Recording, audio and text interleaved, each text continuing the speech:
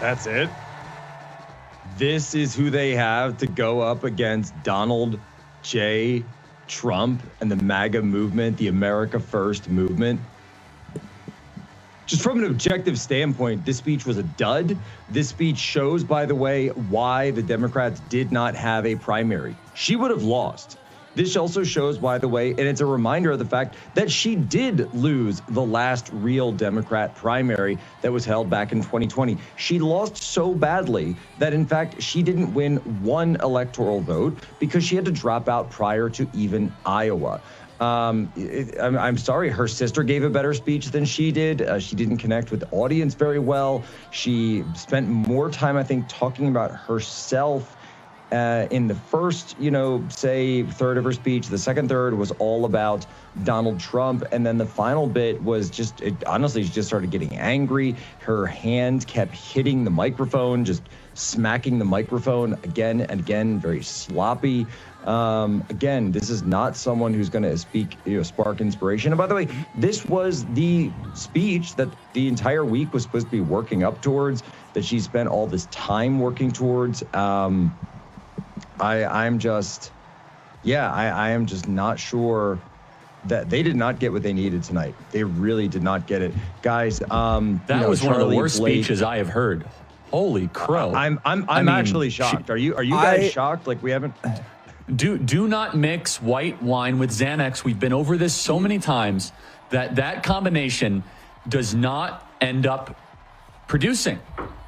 Blake, me, as you said yesterday, I try to be even-keeled. I try not to get too swept up. I try not to overreact.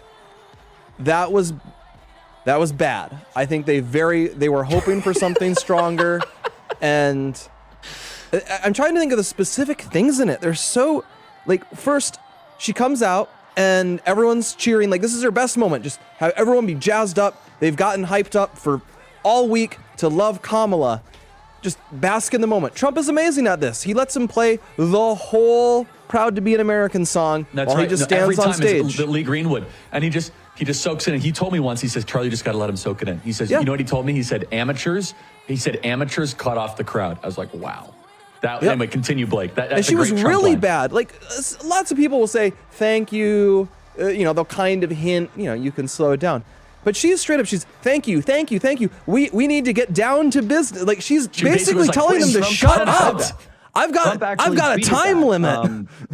Trump actually posted, Blake, so I don't know if you're reading Trump's post, but he did live post the entire thing. And one of the first things that he actually said, so going back to what, Charlie even pointed out, too many thank yous, too rapidly said what's going on with her. Just, why would you walk out on stage like that? You just seems insecure. It seems anxious. She's talked before that one of the reasons that she that she drinks quite a bit, she's fond of wine, is that she gets severe social anxiety to the point where she's even held mock dinner parties prior to actual dinner parties, and she's had staff that had to go to in D.C., and she would have staffers come in and role play at these mock dinner. I'm dead serious. This is all reported. Staffers come in and mock role play the guests at the dinner party so she could sort of have a test dinner party, like a practice run before she has to go to the actual thing. So that's why even at this level, she's just so uncomfortable in her own skin. That's why she had to be vice president. It's the mock presidency. She had to, do it for 4 years before she could even be president. She had to practice it. Yeah, I'm waiting for her to do any of it. So that's the start. That was bad. She talks about her family, whatever. I'll give her a pass on that one. But just the specific things she hits. Too many names. It was too many names. Wanda and Bubba and Shemima, and it was too much. I lost track of it after about 40 seconds. I'm not going to critique that part. I feel like the part that will stand out. Things that she's done in office, in any of these offices. I fought in court. See, that's not something that sticks with people. I fought in court. No, tell me about a specific case. I put away this murderer. Right? Or something you had to fight against. There's no, this is a bad, she would have failed a basic job interview. And that's really what this is. This was a job interview for the biggest job in the country, and she just bombed it. Sorry, Blake, go ahead. Yeah, you're right about, that's a great point. I didn't get a sense of We didn't get a sense of Kamala as a story that you've had to find compelling. Other people at the convention sold that there was no narrative.